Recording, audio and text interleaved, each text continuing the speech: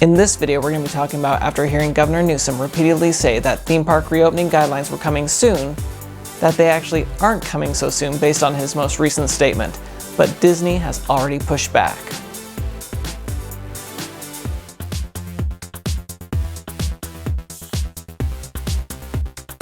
Hey there, my name's Eric D, and on this channel my hope is always to make your next Disney adventure a little bit more magical with tips and tricks, food reviews, and news. So if you haven't already, consider subscribing to the channel. But to bring you up to speed, last week the governor's office officially announced to everyone that they were going to finally give the theme park reopening guidelines. This is what we've all been waiting for, to see what Disney and the other parks would have to do to reopen. But prior to releasing those to the public, they gave the parks a sneak peek of those guidelines, and the park said, no thank you, we need to talk about these first, because those guidelines included things they felt were too restrictive, like guests from a certain distance can't come to your park, and also your county needs to be in the highest tier or the best tier, yellow, before it can reopen. So these were things that were concerning to the parks because, as we talked about in my last video, getting to yellow in a populated area is really nearly impossible at this point.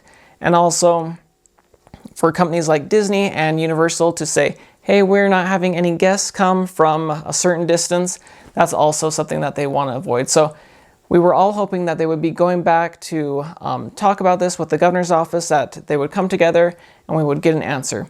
Well, we got an answer of sorts. Yesterday, October 7th, in a press conference, one of the reporters asked a question about Bob Iger leaving the governor's reopening task force. And what the governor said was, "It didn't come to me as a surprise at all. There's a disagreement in terms of opening a major theme park. We're going to let science and data make that determination. I understand the dialogue, the friction, and frustration that many business leaders have, that they want to move forward sectorally to reopen, but we're going to lead by a health-first framework, and we're going to be stubborn about it. That's our commitment, and that's our resolve." While we feel there's no hurry putting out guidelines, we continue to work with the industry. It's very complex.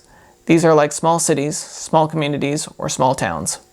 We don't anticipate in the immediate term any of these larger theme parks opening until we see more stability in terms of the data. So in the past, the governor has been saying the guidelines were coming soon, it's very dynamic, very soon, and all of a sudden it's no hurry, and we don't see it happening in the immediate future.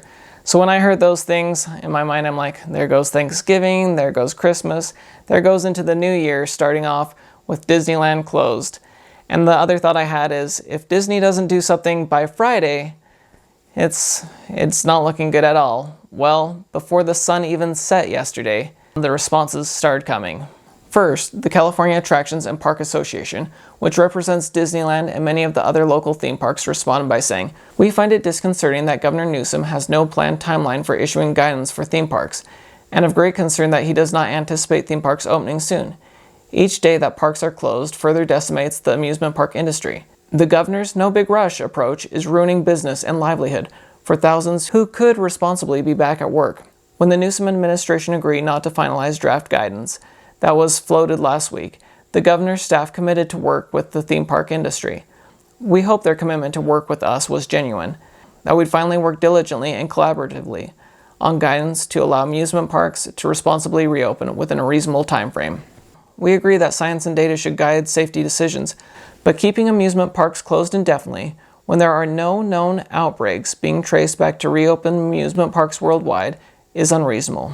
And then shortly after that response, the official Disney Parks News Twitter account shared a statement from Disney Parks Chief Medical Officer, where she said, "We absolutely reject the suggestion that reopening the Disneyland Resort is incompatible with a health-first approach.